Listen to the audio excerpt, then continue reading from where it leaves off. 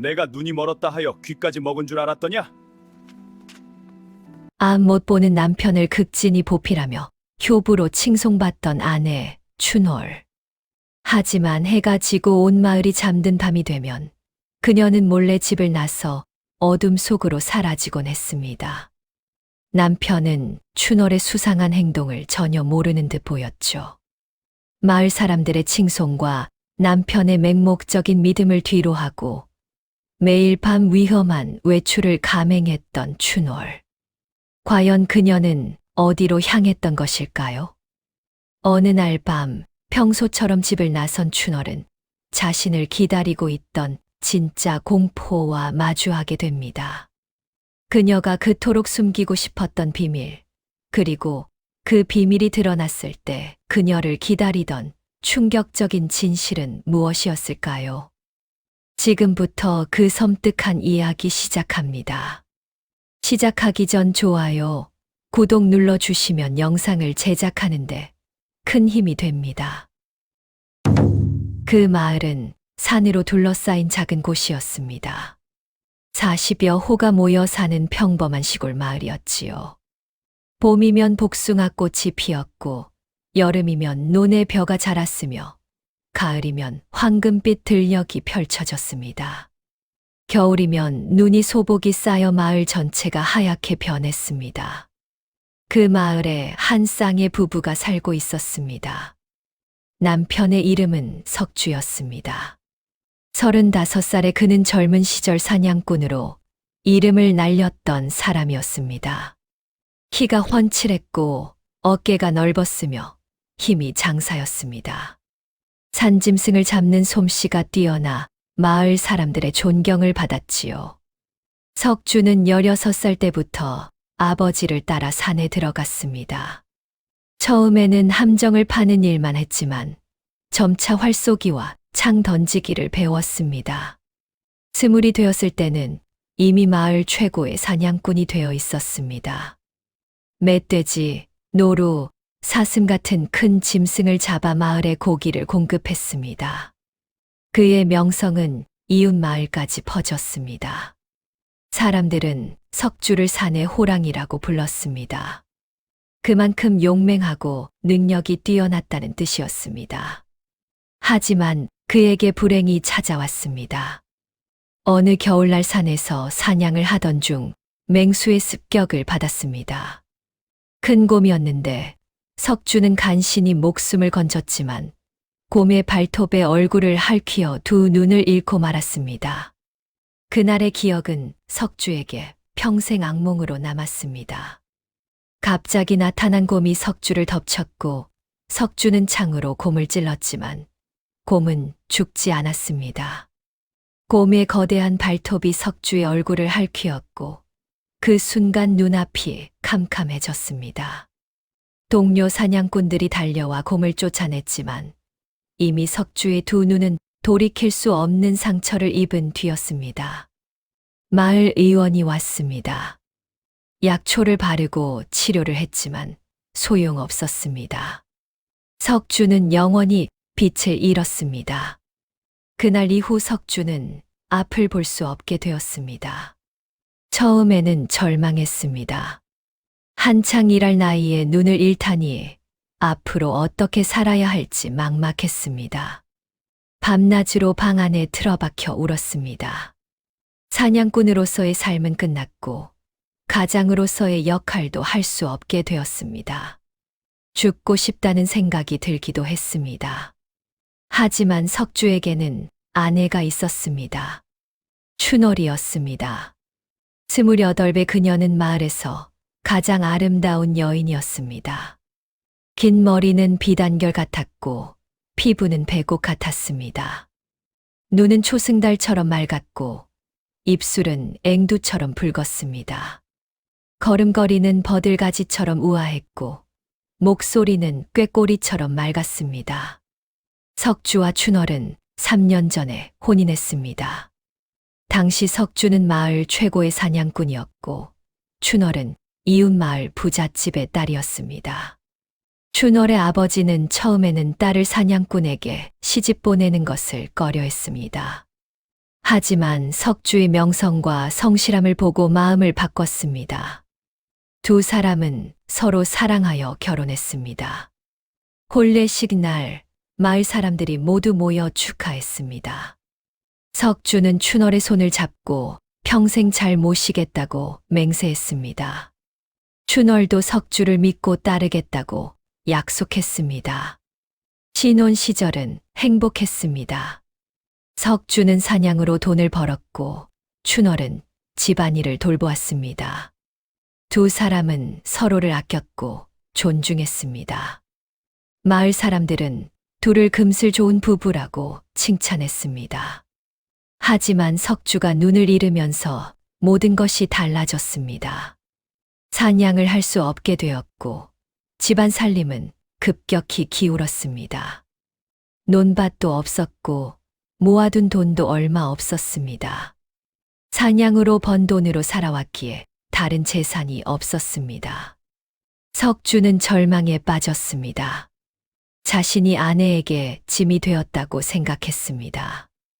때로는 아내에게 친정으로 돌아가라고 자신 같은 폐인과 함께 있을 필요가 없다고 말하기도 했습니다. 하지만 춘월은 거절했습니다. 혼례 때 맹세한 것처럼 평생 함께하겠다고 말했습니다.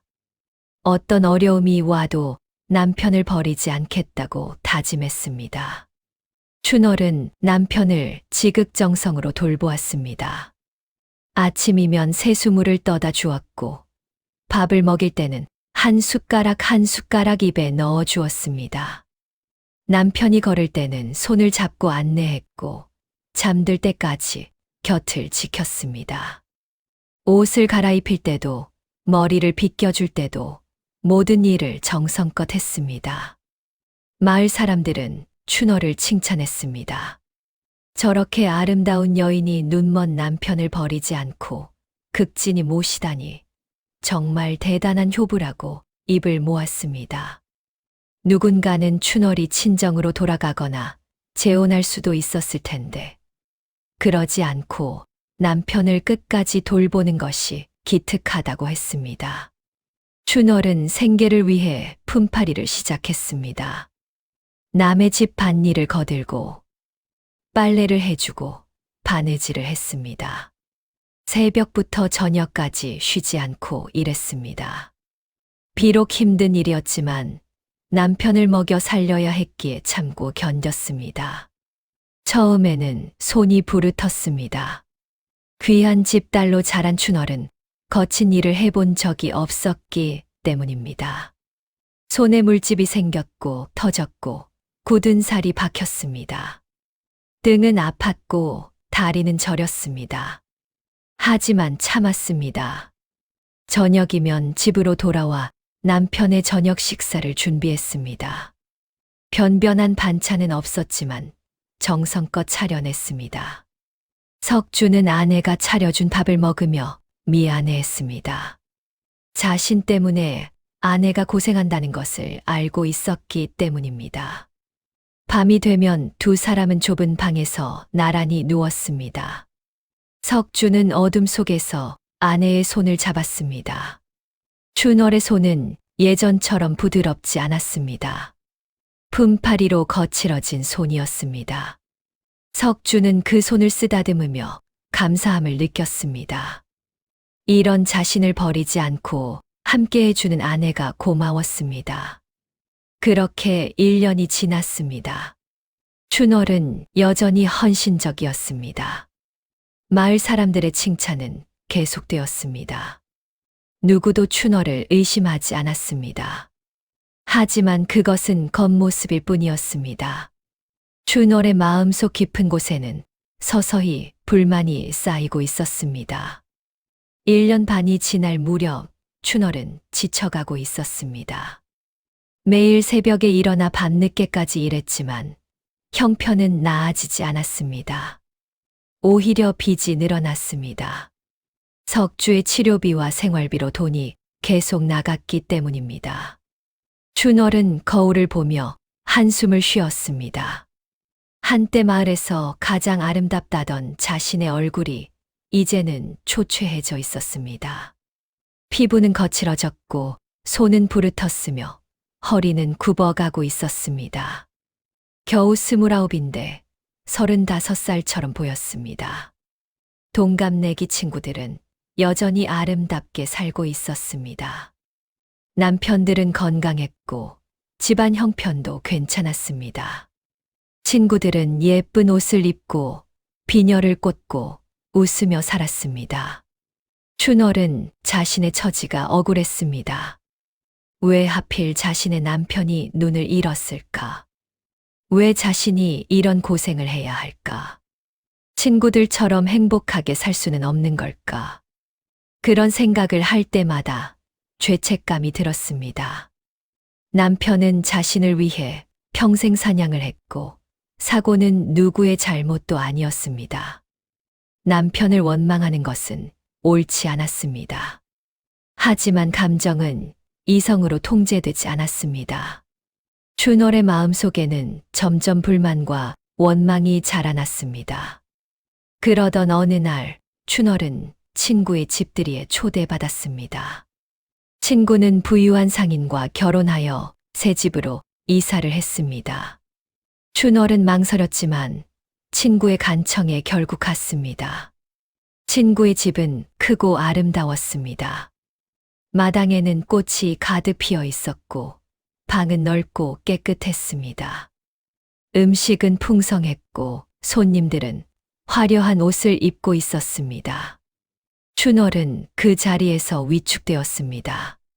자신의 낡은 옷이 부끄러웠고 거친 손이 창피했습니다. 친구들은 춘월을 동정하는 눈빛으로 바라보았습니다. 그 시선이 춘월을 더욱 비참하게 만들었습니다. 집으로 돌아오는 길 춘월은 울었습니다. 자신의 처지가 너무 비참하게 느껴졌습니다. 왜 자신만 이렇게 힘들게 살아야 하는지 이해할 수 없었습니다. 집에 도착했을 때 석주가 문 앞에 서 있었습니다. 아내가 돌아오기를 기다리고 있었던 것입니다. 춘월을 보자 반가워하며 손을 내밀었습니다. 춘월은 남편의 손을 잡았습니다. 하지만 예전처럼 따뜻한 마음은 들지 않았습니다. 오히려 무거운 짐을 진 것 같은 기분이 들었습니다. 그날 밤 춘월은 잠들지 못했습니다. 천장을 바라보며 생각했습니다. 이대로 평생을 살아야 하는가? 젊음을 이렇게 허비해야 하는가? 행복해질 기회는 영영 오지 않는 것인가? 다음 날도 그 다음 날도 똑같았습니다. 새벽부터 밤까지 일했고 지쳤고 잠들었습니다. 그런 생활이 반복되었습니다. 변화가 시작된 것은 그로부터 한 달 뒤였습니다. 가을이 왔습니다. 마을 장터에는 오곡백과가 가득했습니다. 춘월은 장터에 물건을 사러 갔습니다. 남편의 옷을 기우기 위한 실과 바늘이 필요했습니다. 장터는 북적였습니다. 여기저기서 흥정 소리가 들렸고 사람들이 오갔습니다. 춘월은 천천히 가게들을 둘러보았습니다. 그때 한 남자가 춘월에게 말을 걸었습니다. 행상이었습니다. 그는 비단과 장신구를 파는 상인이었습니다.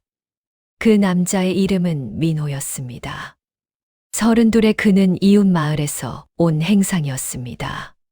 키가 크고 어깨가 넓었으며 얼굴은 준수했습니다. 말솜씨가 좋았고 웃는 얼굴이 매력적이었습니다. 민호는 춘월에게 물건을 권했습니다. 예쁜 비단 수건과 비녀를 보여주며 잘 어울릴 것 같다고 말했습니다. 춘월은 손을 저으며 사양했습니다. 그런 물건을 살 여유가 없었기 때문입니다.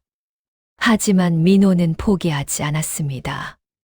계속 말을 걸며 춘월을 웃게 만들었습니다. 춘월은 오랜만에 웃었습니다. 일상에서는 웃을 일이 없었기에 이렇게 편하게 웃는 것이 얼마만인지 알 수 없었습니다. 민호는 춘월의 사정을 물었습니다. 춘월은 처음에는 말하지 않으려 했지만 민호의 다정한 태도에 마음이 열렸습니다. 결국 자신의 이야기를 조금 털어놓았습니다. 남편이 눈을 잃었다는 것, 자신이 품팔이를 하며 생계를 꾸린다는 것을 말했습니다. 민호는 놀란 표정을 지었습니다. 그리고 안타까워했습니다. 춘월처럼 아름다운 여인이 그런 고생을 한다니 마음이 아프다고 말했습니다. 춘월은 그 말에 위로를 받았습니다. 오랫동안 자신의 고통을 알아주는 사람이 없었기 때문입니다. 남편은 자신의 슬픔에만 빠져 있었고, 마을 사람들은 겉으로만 칭찬할 뿐 진심으로 이해하지 못했습니다. 그날 이후 민호는 자주 그 마을 장터에 나타났습니다. 춘월을 볼 때마다 말을 걸었고, 춘월도 점차 그와 대화하는 것이 자연스러워졌습니다. 처음에는 단순한 대화였습니다. 날씨 이야기, 물건 이야기, 마을 이야기 같은 것들이었습니다. 하지만 시간이 지나면서 대화의 내용이 깊어졌습니다. 민호는 춘월의 이야기를 들어주었습니다. 얼마나 힘든지, 얼마나 지쳤는지, 얼마나 외로운지 털어놓게 했습니다. 춘월은 처음에는 조심스러웠지만 점차 마음을 열었습니다. 민호는 공감했습니다. 춘월의 고통을 이해한다고, 그런 상황에서 버티는 것만으로도 대단하다고 위로했습니다. 그리고 춘월이 자신의 행복도 생각해야 한다고, 희생만 하는 것이 미덕은 아니라고 말했습니다. 그 말들이 춘월의 마음에 파고들었습니다. 자신도 행복할 권리가 있다는 생각, 평생 희생만 할 필요는 없다는 생각이 점점 커졌습니다. 몇 달이 지났습니다. 두 사람의 관계는 점점 가까워졌습니다. 민호는 춘월에게 선물을 주기 시작했습니다. 비단 수건, 예쁜 비녀, 향기로운 비누 같은 것들이었습니다. 춘월은 처음에는 거절하려 했습니다. 하지만 민호의 간곡한 권유에 받아들였습니다. 선물을 받을 때마다 마음 한구석이 따뜻해졌습니다. 오랜만에 누군가에게 소중한 대접을 받는 기분이었습니다. 춘월은 선물을 집에 숨겼습니다. 남편에게 보여줄 수 없었기 때문입니다. 어떻게 설명해야 할지 몰랐고 설명하고 싶지도 않았습니다. 그러던 어느 날 민호가 제안했습니다. 밤에 만나자고 했습니다. 마을 외곽 숲속에 작은 오두막이 있는데 거기서 만나 이야기를 나누자고 했습니다. 춘월은 망설였습니다. 밤에 남편 몰래 집을 나간다는 것은 위험한 일이었습니다. 들키면 큰일이었습니다. 하지만 민호의 달콤한 말에 넘어갔습니다. 민호는 춘월을 진심으로 아낀다고, 그저 조용히 이야기를 나누고 싶을 뿐이라고 했습니다. 낮에는 사람들 눈이 많아 마음 편히 대화할 수 없다고, 밤에 잠깐만 만나자고 설득했습니다. 춘월은 결국 동의했습니다. 자신도 민호와 더 이야기하고 싶었기 때문입니다. 민호와 함께 있을 때만큼은 힘든 일상을 잊을 수 있었습니다. 첫 번째 밤이었습니다. 춘월은 남편이 잠든 것을 확인하고 조심스럽게 일어났습니다. 이불을 천천히 걷어내고 발소리를 죽여 방문을 열었습니다. 문을 나서면서 뒤를 돌아보았습니다. 남편은 여전히 편안하게 자고 있었습니다.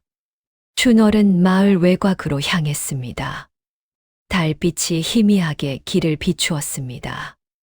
어둠 속을 걷는 것은 무섭기도 했지만 동시에 묘한 흥분도 느껴졌습니다. 금지된 일을 한다는 스릴이 있었습니다. 숲속으로 들어가자 더욱 어두워졌습니다. 나뭇가지가 바람에 흔들리는 소리가 으스스했습니다. 춘월은 가슴이 두근거렸습니다. 오두막에 도착하자 민호가 기다리고 있었습니다. 촛불을 켜놓고 있었습니다. 민호는 춘월을 보고 반갑게 맞이했습니다. 두 사람은 촛불을 켜놓고 이야기를 나누었습니다. 민호는 춘월을 칭찬했습니다. 아름답다고, 지혜롭다고, 강하다고 했습니다. 춘월은 그런 말을 들으며 기분이 좋아졌습니다. 남편에게서는 오랫동안 들어보지 못한 말들이었습니다. 민호는 춘월의 손을 잡았습니다. 춘월은 처음에는 놀라 손을 빼려 했지만 민호가 부드럽게 붙잡았습니다. 그 손길이 따뜻했습니다. 두 사람은 오래 이야기를 나누었습니다. 민호는 자신의 이야기도 들려주었습니다. 젊었을 때부터 장사를 시작했다는 것, 여러 마을을 돌아다니며 물건을 판다는 것, 언젠가는 큰 상점을 차리고 싶다는 꿈이 있다는 것을 말했습니다. 춘월은 그 이야기를 들으며 부러워했습니다. 민호에게는 꿈이 있었습니다. 미래가 있었습니다. 하지만 자신에게는 아무것도 없었습니다. 그저 매일 똑같은 고된 일상만 반복될 뿐이었습니다. 시간이 흘렀습니다. 촛불이 절반쯤 타들어갈 무렵 춘월은 집으로 돌아가야 한다고 말했습니다. 너무 오래 있으면 남편이 깰지도 모른다고 걱정했습니다. 민호는 아쉬워했지만 보내주었습니다. 다음에 또 만나자고 약속했습니다. 춘월은 조심스럽게 집으로 돌아와 남편 옆에 누웠습니다. 남편은 여전히 자고 있었습니다. 다음 날 아침 춘월은 평소처럼 남편을 돌보았습니다. 아무 일도 없었던 것처럼 행동했습니다. 석주도 아무것도 눈치채지 못했습니다. 그날 밤 춘월은 다시 집을 나섰습니다. 그리고 그 다음 날 밤도 마찬가지였습니다. 매일 밤 같은 시간, 같은 장소로 향했습니다. 처음 일주일은 단순히 이야기를 나누는 것이었습니다. 하지만 시간이 지나면서 두 사람의 관계는 선을 넘었습니다. 민호와 춘월은 부적절한 관계가 되었습니다. 춘월은 죄책감을 느꼈습니다. 남편을 배신하고 있다는 것을 알고 있었습니다. 하지만 멈출 수 없었습니다. 민호와 함께 있을 때만큼은 자신이 여전히 젊고 아름다운 여인이라는 것을 느낄 수 있었기 때문입니다. 낮에는 헌신적인 아내였습니다. 남편을 정성껏 돌보고 마을 사람들에게 칭찬받았습니다. 하지만 밤이 되면 다른 사람이 되었습니다. 남편을 속이고 다른 남자를 만났습니다. 춘월은 자신의 이중 생활에 익숙해졌습니다. 낮과 밤의 경계를 명확히 구분했습니다. 낮에는 효부 춘월, 밤에는 민호의 연인 춘월이었습니다. 한 달이 지나고 두 달이 지나고 석 달이 지났습니다. 춘월의 야행은 계속되었습니다. 그녀의 발걸음은 점점 더 익숙해졌고 거침이 없어졌습니다. 마을 사람들은 아무것도 몰랐습니다. 밤이 깊으면 모두 잠들었고 춘월의 행적을 아는 사람은 없었습니다. 춘월도 완벽하게 비밀을 지킨다고 생각했습니다. 하지만 한 사람만은 알고 있었습니다. 바로 석주였습니다. 석주는 눈을 잃었지만 다른 감각은 오히려 더 발달했습니다. 5년 동안 어둠 속에서 살아오면서 청각과 후각, 촉각이 비정상적으로 예민해졌습니다. 석주는 소리만으로도 많은 것을 알 수 있었습니다. 발소리만 들어도 누가 걷고 있는지 알았습니다. 사람마다 걸음걸이가 다르고 신발 소리가 다르고 걷는 속도가 달랐기 때문입니다. 춘월의 발소리는 특히 익숙했습니다. 가볍고 경쾌한 발소리였습니다. 석주는 냄새로도 많은 것을 구별했습니다. 음식 냄새, 꽃 냄새, 사람의 채취까지 모두 달랐습니다. 춘월의 냄새도 잘 알고 있었습니다. 은은한 비누향과 함께 그녀만의 채취가 있었습니다. 처음 아내가 밤에 집을 나선 것을 알아챈 것은 한 달 전이었습니다. 그날 밤 석주는 얕은 잠에 빠져 있었습니다. 그때 미세한 소리가 들렸습니다. 이불이 움직이는 소리였습니다. 춘월이 조심스럽게 이불을 걷어내는 소리가 들렸습니다. 석주는 처음에는 아내가 화장실에 가는 것이라고 생각했습니다. 하지만 이상한 점이 있었습니다. 평소 화장실에 갈 때와 소리가 달랐습니다. 더 조심스러웠고 더 천천히 움직였습니다. 그리고 발소리가 들렸습니다. 아주 작은, 거의 들리지 않을 정도의 발소리였지만 석주의 귀에는 또렷이 들렸습니다. 방문이 열리는 소리, 문지방을 넘는 소리, 마루를 걷는 소리, 대문을 여는 소리. 모든 소리가 석주의 귀에 생생하게 전달되었습니다. 석주는 눈을 뜨지 않았습니다. 아니, 눈을 떠봤자 아무것도 보이지 않았습니다. 하지만 귀로 모든 것을 파악했습니다. 아내가 집을 나갔다는 것을, 그리고 어느 방향으로 갔는지까지 알 수 있었습니다. 처음에는 착각이라고 생각했습니다. 아내가 잠깐 밖에 나갔다가 금방 돌아올 것이라고 믿었습니다. 급한 볼일이 있을 수도 있다고 생각했습니다. 하지만 시간이 지나도 아내는 돌아오지 않았습니다. 1시간이 지났습니다. 2시간이 지났습니다. 석주는 잠들지 못하고 아내를 기다렸습니다. 마침내 새벽녘이 되어서야 발소리가 들렸습니다. 아내가 돌아오는 소리였습니다. 석주는 귀를 기울였습니다. 춘월은 조심스럽게 집 안으로 들어왔습니다. 똑같이 조심스럽게 방문을 열고 이불 속으로 들어왔습니다. 석주는 여전히 자는 척했습니다. 그런데 이상한 점을 발견했습니다. 춘월의 냄새가 달랐습니다. 평소와 다른 냄새가 섞여 있었습니다. 숲의 냄새, 촛불 냄새, 그리고 무엇인가 더 있었습니다. 석주의 가슴이 철렁했습니다. 하지만 확신할 수 없었습니다. 단순히 밖에 나갔다 온 것일 수도 있다고 생각하려 했습니다. 다음 날 아침 석주는 아내에게 묻지 않았습니다. 어젯밤에 어디 갔었느냐고 묻지 않았습니다. 아내가 자신을 속이고 있다는 것을 확인하고 싶지 않았기 때문입니다. 하지만 그날 밤도 똑같은 일이 반복되었습니다. 아내는 또 집을 나섰고 새벽에 돌아왔습니다. 그리고 그 다음 날 밤도 마찬가지였습니다. 석주는 확신했습니다.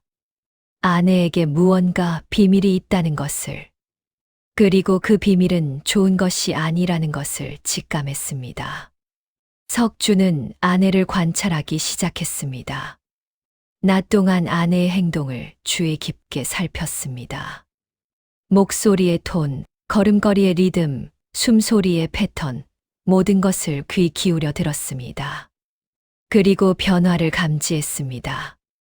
춘월의 목소리에 미묘한 활기가 생겼습니다. 예전보다 밝아진 것 같았습니다. 걸음걸이도 가벼워졌습니다. 노래를 흥얼거리는 것도 들렸습니다. 평소 춘월은 노래를 부르지 않았습니다. 힘든 일상에 지쳐 있었기 때문입니다. 하지만 최근 들어 가끔 노래를 흥얼거렸습니다. 무언가 좋은 일이 있는 것처럼 보였습니다. 하지만 석주에게는 그것이 고통이었습니다. 아내가 행복해진 이유가 자신 때문이 아니라는 것을 알고 있었기 때문입니다. 어느 날 저녁 석주는 아내의 옷에서 낯선 냄새를 맡았습니다. 남자의 냄새였습니다. 땀 냄새와 함께 섞인 자신이 아닌 다른 남자의 채취였습니다. 석주의 가슴이 무너져 내렸습니다. 이제 의심이 아니라 확신이 되었습니다. 아내가 다른 남자를 만나고 있다는 것을. 석주는 분노했습니다. 하지만 동시에 무력감을 느꼈습니다. 눈이 먼 자신이 무엇을 할 수 있겠습니까? 아내를 붙잡을 수도 다른 남자를 찾아갈 수도 없었습니다. 며칠을 고민했습니다. 아내를 다그쳐 진실을 밝혀야 할지 아니면 모르는 척 넘어가야 할지 갈등했습니다. 한편으로는 이해가 되기도 했습니다. 젊고 아름다운 아내가 눈먼 남편과 평생을 사는 것이 쉽지 않다는 것을 알고 있었습니다. 아내가 다른 남자에게 마음이 갈 수도 있다고 생각했습니다. 하지만 다른 한편으로는 배신감이 들었습니다. 자신은 아내를 그토록 믿었는데 아내는 자신을 속이고 있었습니다. 그 사실이 견디기 어려웠습니다. 그렇게 한 달이 지났습니다. 준월의 밤 외출은 계속되었고 석주는 매일 밤 그것을 알면서도 잠든 척했습니다. 하지만 석주의 마음속에는 점점 무언가가 쌓이고 있었습니다. 분노와 슬픔과 배신감이 뒤섞인 감정이었습니다. 그러던 어느 날 석주는 결심했습니다. 더 이상 참을 수 없다고 생각했습니다. 진실을 확인해야 한다고 마음먹었습니다. 석주는 계획을 세웠습니다. 눈이 보이지 않지만 귀와 코가 있었습니다. 그것만으로도 충분히 아내를 따라갈 수 있었습니다. 5년 동안 어둠 속에서 살아오며 익힌 기술이 있었습니다. 그날 밤이 왔습니다. 석주는 평소처럼 아내 옆에 누웠습니다. 잠든 척하며 아내를 기다렸습니다. 하지만 마음은 초조했습니다. 오늘 밤 모든 것이 밝혀질 것이었습니다. 자정이 지날 무렵 아내가 움직였습니다. 이불을 걷어내는 소리가 들렸습니다. 석주는 숨을 죽였습니다. 호흡을 최대한 고르게 유지하며 잠든 사람처럼 연기했습니다. 춘월은 조심스럽게 일어났습니다. 발소리를 최대한 죽이며 방문을 열었습니다. 그리고 밖으로 나갔습니다. 석주는 그 모든 소리를 또렷이 들었습니다. 석주는 잠시 기다렸습니다. 아내가 충분히 멀어진 것을 확인한 뒤 자신도 일어났습니다. 어둠 속에서 일어나는 것은 석주에게 익숙한 일이었습니다. 눈이 먼 지 5년이 지났으니 이제는 어둠 속에서도 자유롭게 움직일 수 있었습니다. 석주는 지팡이를 짚고 밖으로 나왔습니다. 아내의 발소리를 따라갔습니다. 춘월은 자신이 뒤따라오는 것을 전혀 눈치채지 못했습니다. 밤은 고요했고 석주의 발소리는 거의 들리지 않았습니다. 마을 길을 지나 외곽으로 향했습니다. 석주는 발소리와 냄새를 따라 조심스럽게 걸었습니다. 비록 눈은 보이지 않았지만 귀와 코가 길을 안내했습니다. 춘월의 발소리는 명확했고 그녀가 지나간 자리에는 미세한 향기가 남아 있었습니다. 춘월의 발소리는 점점 빨라졌습니다. 마을을 벗어나 숲속으로 들어가는 것 같았습니다. 석주도 속도를 높였습니다. 지팡이로 땅을 짚으며 방향을 확인했습니다. 숲속은 더욱 어두웠습니다. 나뭇가지가 바람에 흔들리는 소리가 들렸고 낙엽을 밟는 소리가 바스락거렸습니다. 석주는 그 소리들 사이에서 아내의 발소리를 정확히 구별해냈습니다. 한참을 걷자 발소리가 멈췄습니다. 춘월이 목적지에 도착한 것 같았습니다. 석주는 조심스럽게 다가갔습니다. 나무 사이로 희미한 불빛이 느껴졌습니다. 정확히는 보이지 않았지만 촛불의 따뜻한 기운이 전해졌습니다. 공기의 온도가 미묘하게 달랐습니다. 그리고 소리가 들렸습니다. 춘월의 목소리였습니다. 하지만 평소와는 다른 톤이었습니다. 부드럽고 달콤한 목소리였습니다. 석주가 평소 듣던 목소리가 아니었습니다.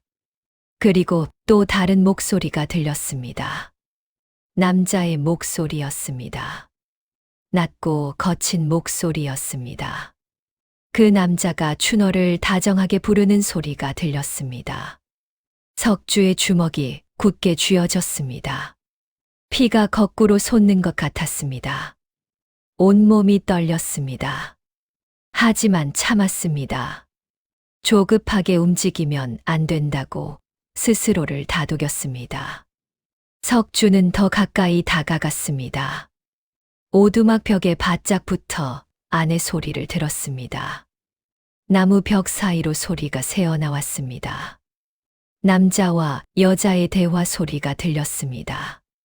웃음소리도 들렸습니다. 그리고 점점 더 부적절한 소리들이 들려왔습니다. 석주는 모든 것을 들었습니다. 자신의 아내가 다른 남자와 무엇을 하고 있는지 귀로 확인했습니다. 눈으로 보는 것보다 더 생생하게 느껴졌습니다. 소리는 거짓말을 하지 않았습니다. 분노가 치밀어 올랐습니다. 당장 문을 박차고 들어가 그 남자의 목을 조르고 싶었습니다. 하지만 석주는 참았습니다. 지금은 아니라고 생각했습니다. 석주는 천천히 뒤로 물러났습니다. 그리고 조용히 집으로 돌아왔습니다. 아내가 돌아오기 전에 먼저 도착해야 했습니다. 오는 길에 석주는 계획을 세웠습니다. 집에 도착한 석주는 다시 이불 속에 누웠습니다. 하지만 잠들 수 없었습니다. 머릿속에서 방금 전 들은 소리들이 계속 맴돌았습니다. 아내의 웃음소리, 남자의 목소리, 그 모든 것이 생생했습니다. 1시간쯤 지났을까 춘월이 돌아왔습니다. 조심스럽게 방문을 열고 이불 속으로 들어왔습니다. 석주는 여전히 자는 척했습니다. 춘월은 안도하며 잠들었습니다. 하지만 석주는 밤새 잠들지 못했습니다. 분노와 배신감, 슬픔이 뒤섞여 가슴을 짓눌렀습니다. 다음 날 아침 춘월은 평소처럼 남편을 돌보았습니다. 아무 일도 없었던 것처럼 행동했습니다. 석주도 마찬가지였습니다. 아무것도 모르는 척했습니다. 하지만 석주의 마음속에는 계획이 자라고 있었습니다. 복수의 계획이었습니다. 석주는 며칠 동안 생각했습니다. 어떻게 아내를 벌할 것인지, 어떻게 그 남자를 응징할 것인지 고민했습니다. 처음에는 관가에 고발하려 했습니다. 간통은 법으로 금지된 중죄였으니 관가에 알리면 두 사람 모두 벌을 받을 것이었습니다. 하지만 석주는 그것만으로는 부족하다고 생각했습니다. 자신의 손으로 직접 응징하고 싶었습니다. 아내가 느낀 배신감을, 자신이 느낀 고통을 그들도 똑같이 느끼게 하고 싶었습니다. 석주는 계획을 세웠습니다. 완벽한 복수를 위해서는 치밀한 준비가 필요했습니다. 먼저 그 남자가 누구인지 정확히 알아야 했습니다. 석주는 마을 사람들과 대화하며 정보를 수집했습니다. 최근 마을에 자주 오는 행상이 있다는 이야기를 들었습니다. 이름은 민호라고 했습니다. 키가 크고 말솜씨가 좋은 남자라고 했습니다. 석주는 그 이름을 기억했습니다. 민호. 자신의 아내를 빼앗아간 남자의 이름이었습니다. 석주는 그 이름을 되뇌며 분노를 사겼습니다. 다음으로 필요한 것은 무기였습니다. 석주는 예전에 사냥할 때 쓰던 칼을 찾았습니다. 5년 동안 창고에 방치되어 있던 칼이었습니다. 녹이 슬어 있었지만 여전히 날카로웠습니다. 석주는 그 칼을 숫돌에 갈았습니다. 눈이 보이지 않았지만 손의 감각만으로도 충분히 칼을 갈 수 있었습니다. 며칠에 걸쳐 정성껏 갈아 칼날을 번쩍이게 만들었습니다. 손가락으로 칼날을 살짝 만져보니 종이처럼 베일 것 같았습니다. 그리고 기회를 기다렸습니다. 아내가 다시 그 남자를 만나러 갈 날을 기다렸습니다. 완벽한 타이밍이 필요했습니다. 일주일이 지났습니다. 춘월은 여전히 매일 밤 집을 나섰습니다. 석주는 매번 알고 있었지만 아직 움직이지 않았습니다. 완벽한 순간을 기다렸습니다. 그러던 어느 날 석주는 춘월의 대화를 엿듣게 되었습니다. 춘월이 마을 우물가에서 다른 아낙네와 이야기하고 있었습니다. 석주는 집 근처를 지나가다 우연히 그 대화를 들었습니다. 춘월은 며칠 뒤가 자신의 생일이라고 말했습니다. 특별한 일은 없겠지만 그래도 생일날이니 조촐하게 보내려 한다고 했습니다. 석주는 그 말을 듣고 계획을 떠올렸습니다.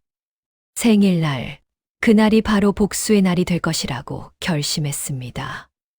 아내가 가장 행복해할 그날, 모든 것을 무너뜨리겠다고 마음먹었습니다.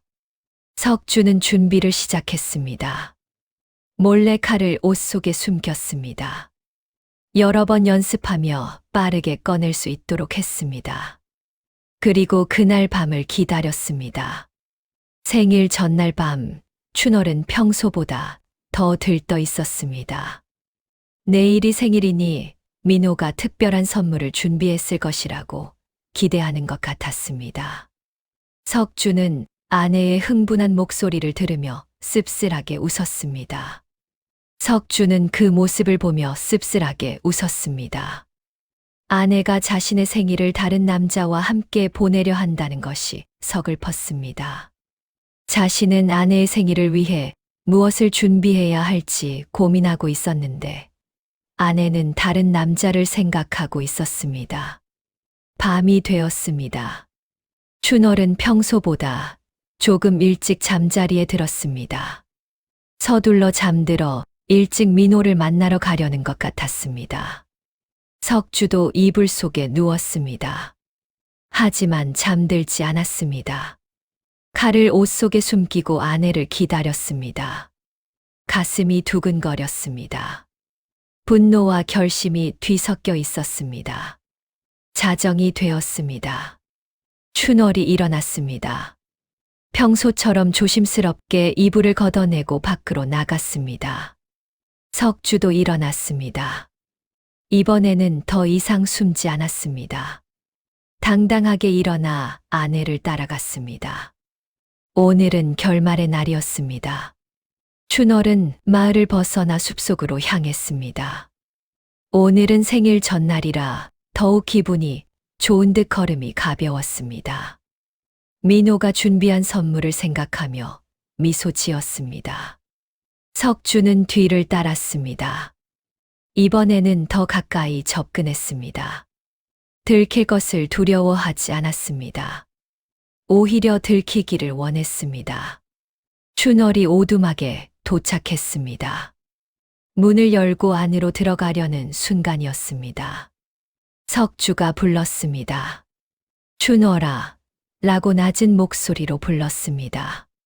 그 목소리는 차갑고 서늘했습니다. 춘월은 깜짝 놀라 뒤를 돌아보았습니다. 어둠 속에 누군가 서 있었습니다. 처음에는 누구인지 몰랐습니다. 하지만 곧 알아챘습니다. 남편이었습니다. 앞을 보지 못하는 남편이 어떻게 여기까지 왔는지 춘월은 믿을 수 없었습니다. 온몸에 피가 얼어붙는 것 같았습니다. 석주는 한 걸음씩 다가왔습니다. 지팡이를 짚고 천천히 걸어왔습니다. 그의 얼굴에는 미소가 걸려 있었습니다. 하지만 그것은 따뜻한 미소가 아니라 차가운 미소였습니다. 춘월은 말문이 막혔습니다. 변명을 하려 했지만 입이 떨어지지 않았습니다. 목구멍이 바짝 타들어가는 것 같았습니다. 석주가 말했습니다. 내가 매일 밤 어디로 가는지 모두 알고 있었다고 했습니다. 내가 무엇을 하는지 다 들었다고 했습니다. 한 달 전부터 모든 것을 알고 있었다고 말했습니다. 춘월의 얼굴이 새하얗게 변했습니다. 온몸이 얼어붙는 것 같았습니다. 다리에 힘이 풀려 그 자리에 주저앉을 것 같았습니다. 석주는 계속 말했습니다. 내가 눈이 멀었다 하여 귀까지 먹은 줄 알았느냐고 물었습니다. 내가 나간 뒤 매일 밤 들려오는 발소리를, 돌아오는 발소리를 내가 모를 줄 알았느냐고 했습니다. 내 옷에서 나는 다른 남자의 냄새를 내가 맡지 못할 줄 알았느냐고 말했습니다. 그때 오두막 안에서 민호가 나왔습니다. 밖에 소란을 듣고 나온 것이었습니다. 민호는 석주를 보고 당황했습니다. 예상하지 못한 상황이었습니다. 석주는 민호를 향해 고개를 돌렸습니다. 눈은 보이지 않았지만 마치 민호를 똑바로 쳐다보는 것처럼 정확하게 그의 방향을 향했습니다. 오랜 세월 어둠 속에서 살아오며 익힌 능력이었습니다. 석주가 물었습니다. 내가 내 아내를 꿰어낸 그 남자냐고 물었습니다. 목소리는 낮고 차분했지만 그 안에는 분노가 끓어오르고 있었습니다. 민호는 대답하지 못했습니다. 죄책감과 두려움이 동시에 밀려왔습니다. 변명을 하려 했지만 말이 나오지 않았습니다. 석주는 옷 속에서 칼을 꺼냈습니다. 날카롭게 벼린 칼날이 달빛을 반사하며 번쩍였습니다. 그 칼날은 5년 전 사냥을 하던 시절의 기억을 담고 있었습니다. 춘월이 비명을 질렀습니다. 남편에게 달려가 칼을 빼앗으려 했습니다. 하지만 석주는 춘월을 밀쳐냈습니다. 5년 동안 약해진 것 같았지만 여전히 힘은 남아 있었습니다. 춘월은 바닥에 넘어졌습니다. 석주가 민호를 향해 걸어갔습니다. 민호는 뒤로 물러섰습니다. 하지만 오두막 벽에 막혀 더 이상 물러날 곳이 없었습니다. 도망칠 생각도 했지만 다리가 굳어 움직이지 않았습니다. 석주는 칼을 높이 들었습니다. 민호의 목을 향해 칼을 내리치려 했습니다. 달빛 아래 칼날이 차갑게 빛났습니다. 그 순간이었습니다. 춘월이 석주의 다리를 붙잡았습니다. 울며 애원했습니다. 죽이지 말라고, 자신이 잘못했으니 자신을 죽이라고 외쳤습니다. 목소리는 절규에 가까웠습니다. 석주는 멈췄습니다. 칼을 든 채 굳어 있었습니다. 민호도 춘월도 숨을 죽이고 그를 바라보았습니다. 긴 침묵이 흘렀습니다. 숲속에는 바람 소리만 들렸습니다. 마침내 석주가 칼을 내렸습니다. 하지만 민호를 찌르지는 않았습니다. 대신 땅에 칼을 꽂았습니다. 칼은 땅속 깊이 박혔습니다. 석주가 말했습니다. 죽이지는 않겠다고 했습니다. 하지만 용서하지도 않겠다고 했습니다. 목소리는 여전히 차가웠습니다. 석주는 춘월을 향해 돌아섰습니다. 그리고 말했습니다. 나는 이제 너를 보지 않아도 된다고 했습니다. 내가 어떤 모습인지 이제야 똑똑히 알았으니 라고 말했습니다. 눈으로는 볼 수 없지만 귀로 들었고 코로 맡았고 마음으로 느꼈다고 말했습니다. 그리고 석주는 천천히 돌아섰습니다. 지팡이를 짚고 어둠 속으로 사라졌습니다. 그 뒷모습은 쓸쓸했지만 동시에 당당했습니다. 춘월은 그 자리에 주저앉아 울었습니다. 민호는 아무 말도 하지 못하고 서 있었습니다. 두 사람 사이에는 어색한 침묵만 흘렀습니다. 다음 날 아침 춘월은 집으로 돌아왔습니다. 하지만 석주는 집에 없었습니다. 집 안은 텅 비어 있었고 석주의 흔적은 어디에도 없었습니다. 춘월은 마을 이곳저곳을 찾아다녔습니다. 하지만 석주는 어디에도 없었습니다. 마을 사람들에게 물어봤지만 아무도 석주를 보지 못했다고 했습니다. 사흘이 지났습니다. 석주는 여전히 나타나지 않았습니다. 춘월은 초조해졌습니다. 혹시 석주가 어디 가서 무슨 일을 저지른 것은 아닐까 걱정했습니다. 그때 마을에 소문이 돌기 시작했습니다. 춘월이 남편을 배신했다는 소문이었습니다. 누군가 그날 밤의 일을 목격하고 이야기한 것 같았습니다. 아니면 석주가 직접 말했을 수도 있었습니다. 마을 사람들의 시선이 달라졌습니다. 예전에는 춘월을 칭찬하던 사람들이 이제는 수군거렸습니다. 효부로 소문났던 여인이 실은 간부였다고 비난했습니다. 우물가에서 물을 기르려 하면 다른 아낙네들이 수군거리며 피했습니다. 장터에 가면 사람들이 손가락질했습니다. 아이들조차 춘월을 보며 돌을 던지기도 했습니다. 춘월은 집 밖으로 나갈 수 없었습니다. 사람들을 마주칠 용기가 없었습니다. 집 안에 틀어박혀 울기만 했습니다. 먹지도 못했고 잠도 제대로 자지 못했습니다. 일주일이 지났습니다. 마침내 석주가 나타났습니다. 하지만 그는 혼자가 아니었습니다. 관가의 아전 둘을 데리고 왔습니다. 석주는 아내를 고발했습니다. 간통죄로 관가에 신고한 것이었습니다. 아전들은 춘월을 체포하러 왔습니다. 춘월은 관가로 끌려갔습니다. 사또 앞에서 신문을 받았습니다. 춘월은 모든 것을 자백했습니다. 부인할 방법이 없었기 때문입니다. 민호와의 관계, 밤마다 집을 나갔던 일, 모든 것을 인정했습니다. 사또는 춘월에게 형벌을 내렸습니다. 곤장 50대와 함께 마을에서 추방하는 벌이었습니다. 간통은 중죄였기에 가벼운 벌이 아니었습니다. 춘월은 형벌을 받았습니다. 관아 마당에서 곤장을 맞았습니다. 마을 사람들이 모두 지켜보는 가운데 수치를 당했습니다. 곤장 한 대 한 대가 등에 내려칠 때마다 비명이 터져 나왔습니다. 형을 마친 춘월은 쓰러졌습니다. 몸은 성한 곳이 없었고 마음은 더욱 망가졌습니다. 관아 사람들이 물을 끼얹어 겨우 정신을 차렸습니다. 며칠 뒤 춘월은 마을을 떠났습니다. 갈 곳은 없었지만 이곳에 있을 수는 없었습니다. 마을 사람들의 차가운 시선을 더 이상 견딜 수 없었습니다. 민호는 이미 도망친 뒤였습니다. 그날 밤 일이 있은 후 민호는 흔적도 없이 사라졌습니다. 춘월을 버리고 혼자 도망친 것이었습니다.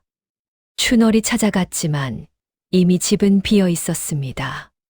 춘월은 홀로 길을 떠났습니다. 어디로 가야 할지 몰랐습니다. 그저 발길 닿는 대로 걸었습니다. 등에는 형벌의 상처가 아물지 않았고 걸을 때마다 고통스러웠습니다. 몇 달이 지났습니다. 춘월은 떠돌이 생활을 했습니다. 남의 집 품팔이를 하며 근근히 살아갔습니다. 하지만 어디를 가도 오래 머물 수 없었습니다. 과거가 알려지면 쫓겨나기 일쑤였습니다. 춘월은 후회했습니다. 왜 그런 선택을 했는지, 왜 남편을 배신했는지 매일 자책했습니다. 하지만 후회한들 이미 늦었습니다. 시간을 되돌릴 수는 없었습니다. 어느 겨울날 춘월은 눈 내리는 길거리에 쓰러졌습니다. 추위와 굶주림으로 기력을 잃은 것이었습니다. 지나가는 사람들이 있었지만 아무도 거들떠보지 않았습니다. 지나가던 한 노파가 춘월을 발견하고 집으로 데려갔습니다. 노파는 춘월을 간호했습니다. 며칠 동안 정성껏 돌봐주었습니다. 춘월은 회복했습니다. 노파에게 감사하다며 절을 했습니다. 노파는 춘월의 과거를 묻지 않았습니다. 그저 따뜻하게 대해 주었습니다. 춘월은 노파의 집에 머물며 일을 도왔습니다. 청소를 하고 밥을 짓고 빨래를 했습니다. 노파는 춘월을 딸처럼 대해 주었습니다. 그렇게 1년이 지났습니다. 춘월은 조금씩 마음의 상처를 치유했습니다. 비록 과거를 지울 수는 없었지만 그래도 앞으로 나아가려 노력했습니다. 한편 석주는 마을에 남았습니다. 아내를 보낸 뒤에도 그 집에서 계속 살았습니다. 집은 작았지만 혼자 살기에는 충분했습니다. 마을 사람들은 석주를 동정했습니다.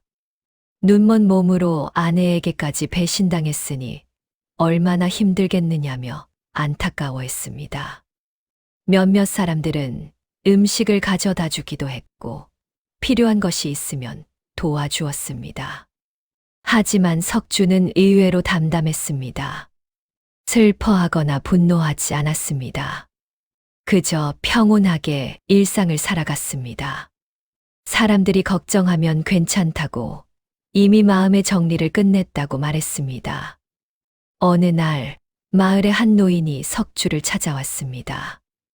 노인은 석주에게 물었습니다. 아내를 용서할 생각은 없느냐고 물었습니다. 석주는 대답했습니다. 용서는 아직 할 수 없지만 그렇다고 미워하지도 않는다고 했습니다. 그저 각자의 길을 가는 것뿐이라고 말했습니다. 아내도 나름의 고통이 있었을 것이라고 이해한다고 했습니다. 노인은 석주의 마음이 넓다고 칭찬했습니다. 보통 사람 같았으면 복수에 눈이 멀었을 텐데 석주는 그러지 않았습니다. 석주는 말했습니다. 복수를 해봤자 잃어버린 것이 돌아오는 것은 아니라고 했습니다. 차라리 그 시간에 앞으로의 삶을 준비하는 것이 낫다고 생각한다고 했습니다. 석주는 새로운 삶을 시작했습니다. 비록 눈은 보이지 않았지만 할 수 있는 일이 있었습니다. 석주는 대나무로 물건을 만들기 시작했습니다. 바구니, 소쿠리, 발 같은 것들을 만들었습니다. 눈이 보이지 않아도 손의 감각만으로 충분히 만들 수 있었습니다. 오히려 시각에 의존하지 않기 때문에 더 정교하게 만들 수 있었습니다. 처음에는 서툴렀습니다. 대나무를 쪼개다 손을 베이기도 했고, 엮다가 잘못되어 처음부터 다시 해야 하기도 했습니다. 하지만 시간이 지나면서 점점 실력이 늘었습니다. 석주가 만든 물건들은 튼튼하고 예뻤습니다. 대나무를 촘촘히 엮어 물이 새지 않았고 디자인도 아름다웠습니다. 마을 사람들이 석주의 물건을 사갔습니다. 값도 제대로 주었습니다. 석주는 그렇게 생계를 꾸려갔습니다. 많은 돈을 벌지는 못했지만 혼자 살아가기에는 충분했습니다. 2년이 지났습니다. 석주의 삶은 안정되었습니다. 비록 혼자였지만 외롭지 않았습니다. 마을 사람들이 자주 찾아와 말벗이 되어 주었기 때문입니다. 어느 날 마을에 새로운 사람이 이사를 왔습니다. 과부 한 명과 그녀의 어린 딸이었습니다. 그 과부는 남편을 병으로 잃고 고향을 떠나온 사람이었습니다. 마을에 정착하여 새 삶을 시작하려 했습니다. 과부의 이름은 인숙이었고 딸의 이름은 혜원이었습니다. 마을 사람들은 과부를 도왔습니다. 석주도 그녀를 도왔습니다. 대나무로 만든 바구니를 선물로 주었습니다. 인숙은 감사해하며 받았습니다. 인숙은 석주에게 밥을 지어 대접했습니다. 석주는 오랜만에 따뜻한 밥을 먹었습니다. 혼자 살면서 제대로 된 식사를 하지 못했기 때문에 인숙이 차려준 밥상이 더욱 고마웠습니다. 그날 이후 인숙은 종종 석주의 집을 찾아왔습니다. 밥을 해주고 청소를 해주고 빨래를 해주었습니다. 석주는 처음에는 사양했지만 인숙의 고집을 꺾을 수 없었습니다. 인숙은 말했습니다. 자신도 혼자 사는 것이 외롭고 힘들다고, 석주를 도우면서 자신도 위로를 받는다고 했습니다.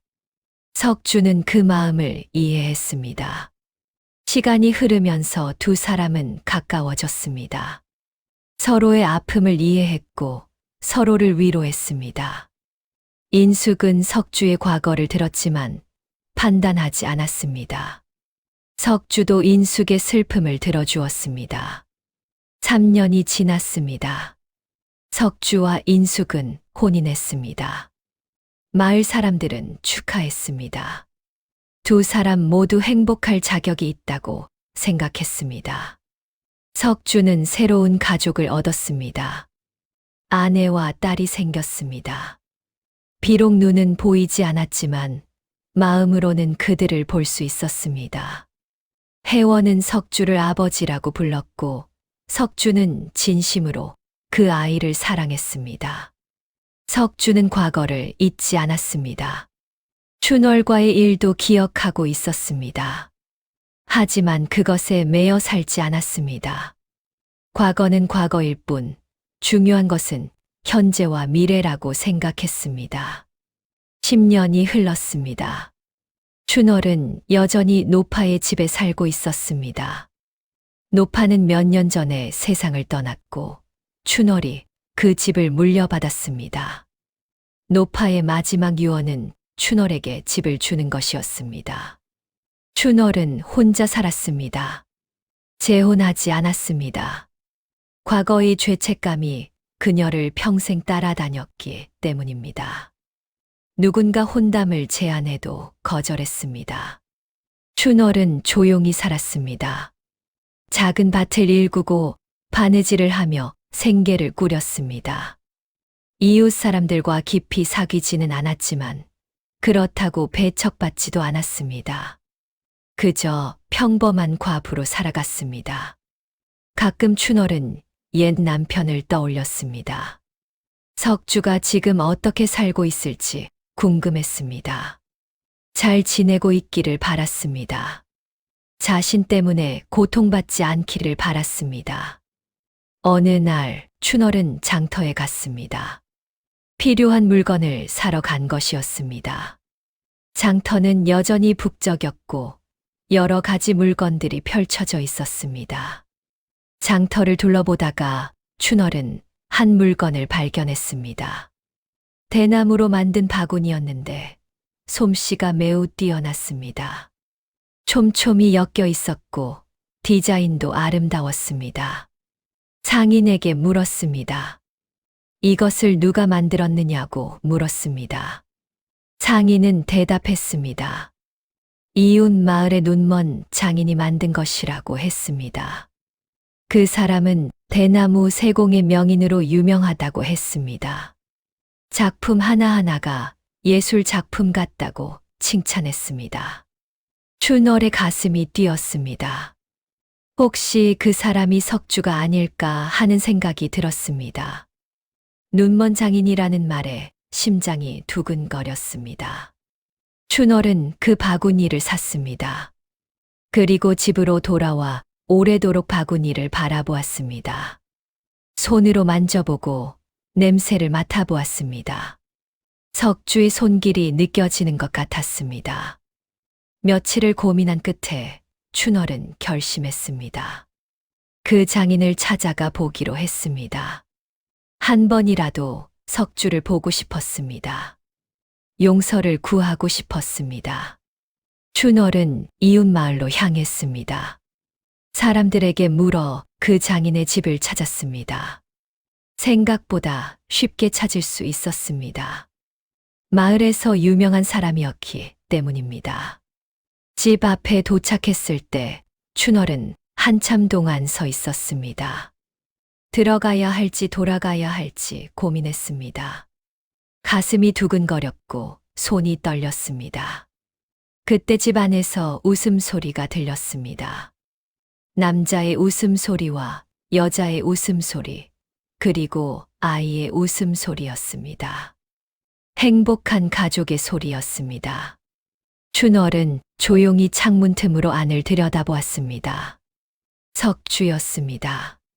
그는 한 여인과 함께 앉아 있었고 옆에는 10대 정도의 딸이 있었습니다. 세 사람은 행복해 보였습니다.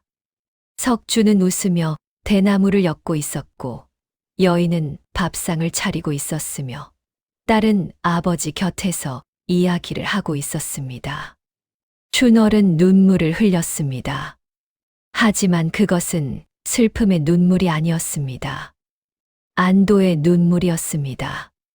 석주가 행복하게 살고 있다는 것을 확인했습니다. 새로운 가족을 만나 웃고 있었습니다. 그것으로 충분했습니다. 자신이 바랐던 것이 바로 이것이었습니다. 춘월은 문을 두드리지 않았습니다. 그냥 조용히 돌아섰습니다. 석주의 삶에 다시 끼어들 자격이 없다고 생각했습니다. 자신의 출현이 석주의 행복을 해칠 수도 있다고 생각했습니다. 집으로 돌아오는 길, 춘월은 마음이 조금 가벼워진 것을 느꼈습니다.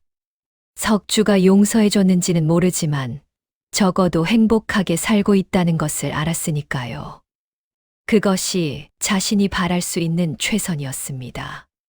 춘월은 자신의 집으로 돌아왔습니다. 그리고 평범한 일상으로 돌아갔습니다. 밭을 일구고 바느질을 하고 조용히 살아갔습니다. 세월이 더 흘렀습니다. 춘월과 석주 모두 나이가 들었습니다. 춘월은 60이 넘어서야 병으로 세상을 떠났습니다. 임종 직전 그녀는 과거를 회상했습니다. 자신이 저지른 실수를, 그로 인해 잃어버린 것들을 떠올렸습니다. 하지만 후회만 한 것은 아니었습니다. 그 일로 인해 배운 것도 많았습니다. 진실은 언젠가 드러난다는 것, 거짓으로 쌓은 것은 언젠가 무너진다는 것을 깨달았습니다. 그리고 작은 행복이 얼마나 소중한지도 알게 되었습니다. 춘월은 조용히 눈을 감았습니다. 그녀의 마지막 생각은 석주에 대한 것이었습니다. 다음 생에는 더 나은 사람이 되고 싶다고, 석주에게 진심으로 잘해주고 싶다고 생각하며 눈을 감았습니다. 석주는 70까지 살았습니다.